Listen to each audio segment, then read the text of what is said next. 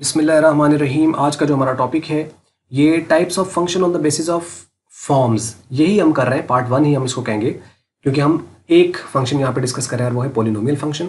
और polynomial function का ये दूसरा पार्ट है जिसको हम पार्ट बी का नाम दे रहे हैं। पिछले लेक्चर पार्ट ए के अंदर हम लोगों ने सीखा कि दो टर्म इसके साथ आती है पोलिनोमियल के साथ, यानी कुछ टर्म से मुराद यानी जो एसोसिएटेड, जो जिनको हम नाम देते हैं कुछ। एक हमने सीखा कि एक होता है लीडिंग कोफिशिएंट, एक होता है डिग्री। पोलिनोमियल की डिग्री होती है और पोलिनोमियल के साथ आने वाला जो कोफिशिएंट है उसकी मैक्सिमम डिग्री के साथ वो उसका लीडिंग कोफिशिएंट होता है। इन दोनों की हमने फिर कुछ प्रॉपर्टीज भी देखी कि जो डिग्री है, ये जो पावर होती है पोलिनोमियल फंक्शन के अंदर, वो नेगेटिव नहीं होगी, नेगेटिव नहीं हो सकती। उसके अलावा है तो वो डेसिमल फॉर्म में भी नहीं हो सकती, नेगेटिव भी नहीं हो सकती और डेसिमल फॉर्म में भी नहीं हो सकती। जीरो हो सकती है लेकिन नेगेटिव नहीं होगी और डेसिमल नहीं होगी। एक तो ये चीज़ आ गई। दूसरा जो इसका कोफिशिएंट है, जो लीडिंग कोफिशिएंट है, वो आपका इंटीजर भी हो सकता है, डेसिमल भी हो सकता है, फ्रैक्शन फॉर्म में भी हो सकता है, और पॉजिटिव भी हो सकता है और नेगेटिव भी हो सकता है। ये चीज़ हमने पिछले लेक्चर के अंदर सीखी। अब उन्हीं की बेस पर हमने फिर ये भी देखा था कि कुछ टर्म्स होती हैं, यानी जो कि एक पोलिनोमियल होता है वो एक टर्म में हो सकता है, दो टर्म में हो सकता है, तीन में हो सकता है, चार हो सकता है, इससे ज़्यादा टर्म्स में हो सकता है। ये पिछले लेक्चर में हम लोगों ने डिस्कस किया। फिर हमने रैशनल के साथ उसका रिलेशन देखा था कि हर जो पोलिनोमियल होता है वो रैशनल होता है, लेकिन हर रैशनल पोलिनोमियल नहीं होगा, वो डिपेंड करता है कंडीशन पर। क्या होते हैं पिछले लेक्चर में आप सीख चुके हैं। आइए अब इसमें कुछ चंद एक एग्जाम्पल है वो देख लेते हैं। और ये polynomial function in one variable है। अब यहाँ एक चीज़ और आपको मिली कि ये जरूरी नहीं कि एक ही वेरिएबल में हो पोलिनोमियल, ये एक से ज़्यादा वेरिएबल में भी हो सकता है, एक से ज्यादा वेरिएबल में भी हो सकता है। ये जो एग्जांपल है ये सारी की सारी वन वेरिएबल में। वन वेरिएबल से क्या मुराद है? वन वेरिएबल से मुराद है कि अगर एक्स है तो सारे एक्स हैं, और अगर वाई है तो सारे वाई हैं, जेड है तो सारे जेड हैं। वेरिएबल सिंगल है।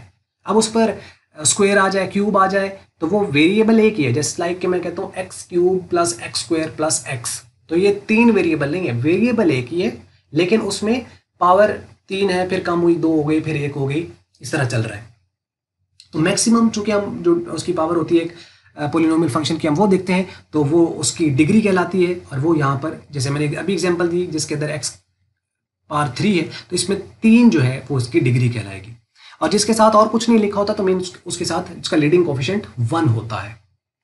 और माइनस एक्स क्यूब का लीडिंग कोफिशिएंट -1 है, एक्स क्यूब का लीडिंग कोफिशिएंट 1 है, और इन दोनों में चाहे माइनस का एक्स क्यूब हो या चाहे प्लस का एक्स क्यूब हो, दोनों की डिग्री 3 है। अब चंद एक एग्जांपल है यहाँ पर देखिए। फंक्शन इस तरफ दे रखे हैं और कुछ उसके आगे टर्म्स हैं, उसकी डिग्री है और उसके साथ उसके नाम दे रखे हैं फंक्शन के। अच्छा, ये जो फंक्शन के नाम है ये असल में इन पर बेस कर रहे हैं, डिग्रीज पर, यानी जैसी जैसी उसकी डिग्री होगी वैसे वैसे उसके नाम होंगे। और ये सारे के सारे पोलिनोमियल फंक्शंस हैं। पहला फंक्शन लिखा हुआ है f of x is equal to 5। अब इसके अंदर टर्म्स कितनी है? एक ही टर्म है, तो हमने टर्म्स में लिख दिया एक। और इसकी डिग्री कितनी? इसकी डिग्री 0 है, और इसको कहते हैं कांस्टेंट फंक्शन। यहां से कांस्टेंट फंक्शन के हम डेफिनेशन भी अक्सर यही करते हैं कि कांस्टेंट फंक्शन वो फंक्शन होता है जिसकी डिग्री 0 होती है, यानी ऐसा पोलिनोमियल जिसकी डिग्री 0 हो वो वाला कांस्टेंट फंक्शन कहलाता है। अब इस बात को आपने याद रखना है। अगला एक और लेक्चर है जिसमें हम इसी पर छोटी सी एक बहस करेंगे। तो एक चीज क्लियर होगी कि इसके अंदर टर्म एक है, डिग्री 0 है, और इस वाले फंक्शन को जिसकी डिग्री 0 हो उसे हम कांस्टेंट फंक्शन करें। ये जितने नाम है ये डिग्रीज की बेस पर है। उसके बाद है f of x is equal to 3x। अच्छा, एक चीज मैं और बता दूं कि जैसे ये है, इसको ये भी लिखा जा सकता है 5x, और इसकी जो r है वो 0 है, इसको यूं भी लिखा जा सकता है, यानी 5x पार 0। जिसको अगर हम जनरल फॉर्म में लिखें तो इसको यूं भी लिखा जा सकता है ax पार 0। इसकी ये फॉर्म है। यहां से एक चीज आप और सीख लीजिए कि x की पार अगर 0 है तो ये तो हो जाएगा 1, ये तो 1 हो जाएगा ना यहाँ पे, क्योंकि जिसकी पार 0 होती है वो 1 के इक्वल होता है। तो तभी तो ये इसके साथ मल्टीप्लाई होगा, तो तभी तो इसका आंसर 5 आएगा। अगर इसका 5 आ रहा है, मतलब इसका आंसर 5 आ रहा है, तो इसका मतलब यह है कि यहां पर 5 है, a 5 है, तभी तो 5 आ रहा है, क्योंकि इसने तो 1 हो जाना है पूरे ने, अगर इसकी डिग्री 0 है तो। इसका मतलब ये हुआ कि ए की ए जो है वो लीडिंग कोफिशिएंट है और लीडिंग कोफिशिएंट यहाँ पर 5 है। क्या हम ये कह सकते हैं कि अगर यहाँ पर 5 आ रहा है, खाली 5 लिखा हुआ है, तो इस पोलिनोमियल फंक्शन का लीडिंग कोफिशिएंट 5 है और डिग्री 0 है? बिल्कुल कह सकते हैं, क्योंकि आप ये देखें, इसको इस तरह लिखा जा सकता है और इसको इस तरह लिखा जा सकता है। तो इसका मतलब ये हुआ कि x की पावर अगर 0 है वो तो 1 हो गया। तो इसका मतलब अगर a, इसका आंसर 5 आ रहा है तो इसका अंदर जो वैल्यू a की है वही वहां पर आ रही है। इसका मतलब है कि अगर f of x is equal to 5 लिखा हुआ, इसको ध्यान से सुन लेना जरा, इसी पर अगला लेक्चर है असल में। अगर इसका आंसर आपको f of x is equal to 5 मिलता है, यानी एक कांस्टेंट वैल्यू आ जाती है, तो इसका मतलब है उसका लीडिंग कोफिशिएंट भी 5 है और उसकी डिग्री 0 है। डिग्री 0 है तभी वो आपका कांस्टेंट फंक्शन है, उसी को तो हम कहते हैं कांस्टेंट फंक्शन। इसका मतलब जो आंसर लिखा हुआ है उस फंक्शन का वही उसका लीडिंग कोफिशिएंट होगा। क्या हम ये भी तो कह सकते हैं अगर यहाँ पे f of x is equal to 7 लिखा होता तो इसका लीडिंग कोफिशिएंट क्या है? इसका लीडिंग कोफिशिएंट 7 ही है, 7 है इसका लीडिंग कोफिशिएंट। तो इसका मतलब ये होना था 7x की पावर 0 और x की पावर 0 1 होती है, तो 7 1s आर 7, तो 7 तभी तो आ रहा है। तो इसका मतलब ये हुआ कि a यहाँ बचेगा क्योंकि ये 1 हो जाएगा और जब 1 a से मल्टीप्लाई होगा तो वो a आएगा। इसका मतलब है अगर 7 आ रहा है तो 7 लीडिंग कोफिशिएंट है, 5 है तो 5 लीडिंग कोफिशिएंट होगा। अगर यहाँ 2 आया तो 2 जो है वो लीडिंग कोफिशिएंट होगा। सपोज करो अगर -7 आ जाए तो ऑब्वियसली अगर 7 आया तो -7 लीडिंग कोफिशिएंट होगा। वो कैसे? वो -7 x की पावर 0, x की पावर 0 फिर 1 की इक्वल है, तो इसका -7 1 से मल्टीप्लाई होगा तो माइनस का 7 ही रहेगा। तो इसका मतलब a की वैल्यू -7 है। इस तरीके से -9 -13 -15 बात क्लियर हो गई। एक चीज अब इसको जहन में रखिएगा, इतना आपने सीखा, लेकिन अभी इसके ऊपर एक छोटा सा पॉइंट है जो नेक्स्ट वीडियो में ऐड करेंगे। ये जो चीज सीख ली है इसको आपने जहन में रखना है और कुछ बेसिक जो पार्ट 1 की चीजें उसको भी जहन में रखना है और पार्ट सी में हम एक छोटी सी चीज है मामूली, उस पर थोड़ी सी बहस करेंगे। यहां तक जितना सीख लिया आगे चलते हैं। F of x is equal to, यहां पे लिखा हुआ है 3x। अब ये जो 3x लिखा हुआ है इसमें x की पावर कितनी है? x की पावर 1 है, क्योंकि इस पर अगर कुछ नहीं लिखा तो मतलब इसकी पावर 1 है और ये है लीनियर फंक्शन। तो ऐसा जिसके अंदर वेरिएबल की मैक्सिमम पावर 1 हो, यानी ऐसा पॉलिनोमियल जिसमें वेरिएबल की मैक्सिमम पावर 1 हो, वो आपका कौन सा कहलाता है? लीनियर फंक्शन कहलाता है। इसका लीडिंग कोएफिशिएंट जो है वो कितना है? 3 है। इसका लीडिंग कोएफिशिएंट 3 है और टर्म कितनी है? टर्म एक ही है, टर्म एक ही है, क्योंकि इसके साथ कोई प्लस माइनस और नहीं हो रहा। प्लस माइनस अगर होता जाएगा तो टर्म्स बढ़ती जाएंगी। इसकी टर्म एक है, इसकी डिग्री एक है और इस एक डिग्री की वजह से इसे कहते हैं लीनियर फंक्शन। तो लीनियर फंक्शन की डेफिनेशन ये की जाती है कि ऐसा पॉलिनोमियल जिसके अंदर डिग्री 1 है, जिसकी डिग्री 1 है, ऐसा पॉलिनोमियल जिसकी डिग्री 1 है। The polynomial function whose degree is 1 that is called linear function. Next देखिए, यहां पे लिखा हुआ है f of x is equal to 3x²। अब इसमें अगर आप देखें तो इसका ये टर्म एक ही है, ये भी टर्म एक ही है, ये भी टर्म एक है और ये भी टर्म एक ही थी, लेकिन इसकी डिग्री 2 है और इसका लीडिंग कोएफिशिएंट 3 है। टर्म एक है, डिग्री 2 है और लीडिंग कोएफिशिएंट 3 है। इसमें अगर आप देखें तो इस वाले को कहते हैं क्वाड्रेटिक फंक्शन। तो क्वाड्रेटिक फंक्शंस कौन से होते हैं? या क्वाड्रेटिक फंक्शन भी होते हैं, क्वाड्रेटिक इक्वेशंस भी होती है, क्योंकि हर फंक्शन एक इक्वेशन होता है, ये तो हमें पता नहीं, लेकिन हर इक्वेशन फंक्शन नहीं होती। तो अब ये एक इक्वेशन भी है, तो इसका मतलब ये हुआ कि अब ये जो है इसे हम क्वाड्रेटिक क्यों कहते हैं? तो क्वाड्रेटिक फंक्शन वो फंक्शन होता है जिसके अंदर जो पॉलिनोमियल है उसकी जो मैक्सिमम डिग्री है वो 2 है, यानी ऐसा पॉलिनोमियल जिसकी डिग्री 2 हो वो कहलाता है पॉलिनोमियल फंक्शन। यहां पर f of x is equal to 3x³ है, 3x³।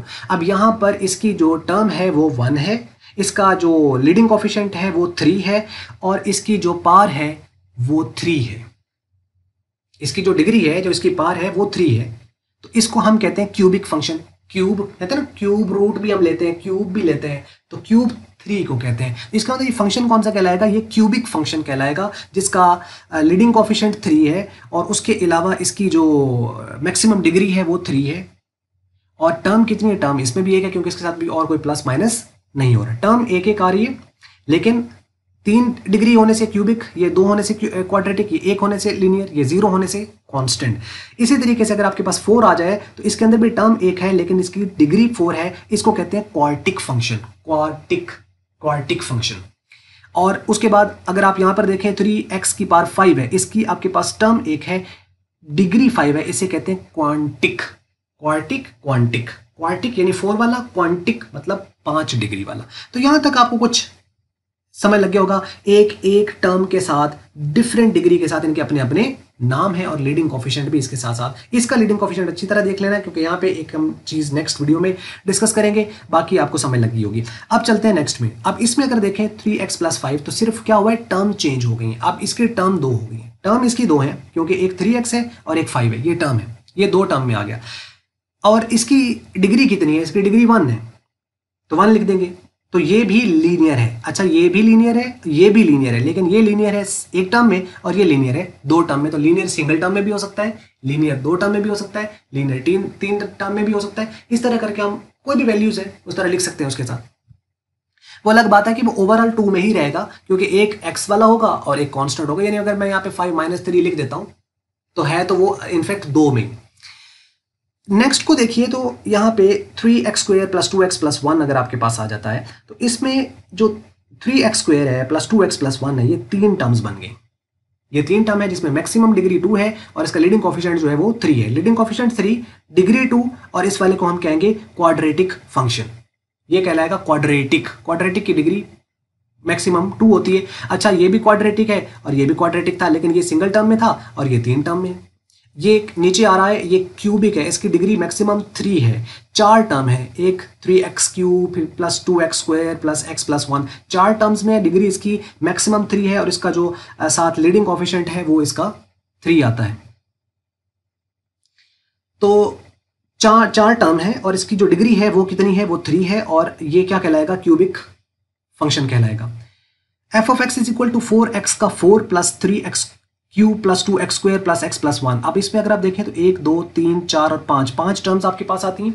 5 टर्म है इसके अंदर, लेकिन इसकी मैक्सिमम डिग्री इसकी भी 4 है, तो ये वाला क्वार्टिक ही कहलाएगा। ये ऊपर भी क्वार्टिक था, लेकिन वो 1 टर्म में था और ये 5 टर्म में। ये वाला 6 टर्म में है, लेकिन ये वाला क्वांटिक फंक्शन है। क्यों? क्योंकि इसकी डिग्री 5 आ रही है। अच्छा, मतलब आप टर्म्स आप देख रहे हो कि टर्म डिफरेंट भी हो सकते हैं, लेकिन नाम फंक्शन का वही होगा। एक तो चीज यहां पर आपने एक चीज सीखी। अब हम कुछ मजीद देखते हैं आगे और लेक्चर यहां पे एंड हो रहा है। Polynomial function may be in 2 variable. ये सारे के सारे जितने हमने डिस्कस किए हैं ये एक वेरिएबल में थे। ये देखें, इसमें भी x है, x है, x है, x है, सारे एक वेरिएबल है। अगर यहाँ पे x और y आ जाता तो 2 वेरिएबल होते, x y z वो आ जाता तो 3 वेरिएबल होते। तो polynomial function may be in the 2 variables, 3 variables are even more than 3 variables. For example, just like 3xy + 2 है और इस तरफ 5yz + 3z - 9, ये 2 आपके पास फंक्शंस यहाँ पर हैं। इसमें देखें x और y, ये 2 अलग अलग वेरिएबल है, तो 2 वेरिएबल्स हो गए। यहाँ पे yz z, इसका मतलब इसमें भी 2 हैं, तो are the polynomial function in 2 variables. ये 2 वेरिएबल्स में। इसको देखें, 3x का पार आपके पास जो है वो 3x³ और y की पार 4, z की पार 2 + 9x - 4y²। अब इसमें देखें कि मैक्सिमम पार इसकी क्या बन रही है। इसमें देखें तो x भी है, y भी है, z भी है। ये कितना आपके पास वेरिएबल में, ये 3 वेरिएबल्स में। Is a polynomial function but in 3 variables. अगला यहां पर एक गेट ओपन होता है यहां से कि इनके अब लीडिंग कोफिशिएंट क्या है और इनके डिग्री क्या होगी। ये एक नया गेट ओपन होता है पोलिनोमियल का। जब यहां से बेसिक से हम अगले लेवल में शिफ्ट हो जाते हैं, जिसे कहते हैं advance level study of the polynomial function. तो वो आने वाले इंशाल्लाह टाइम में हम देखेंगे कि उसको एडवांस में हम इसको स्टडी करना चाहते हैं या नहीं। लेकिन ये है कि बेसिक्स में हमारा यहाँ पर टॉपिक एंड होता है। अगली वीडियो एक छोटे से पॉइंट पर हम डिस्कशन करेंगे। तो बस यहाँ तक यही वीडियो थी। उम्मीद करते हैं आपको समझ लगी होगी। अगर आपको मल्टीपीडिया की वीडियो अच्छी लगी इसको आप लाइक कर लें, शेयर कर लें दूसरों के साथ। अगर आपको अच्छी नहीं लगी इसको आप कर दें डिसलाइक। और वीडियो देखने का बहुत शुक्रिया।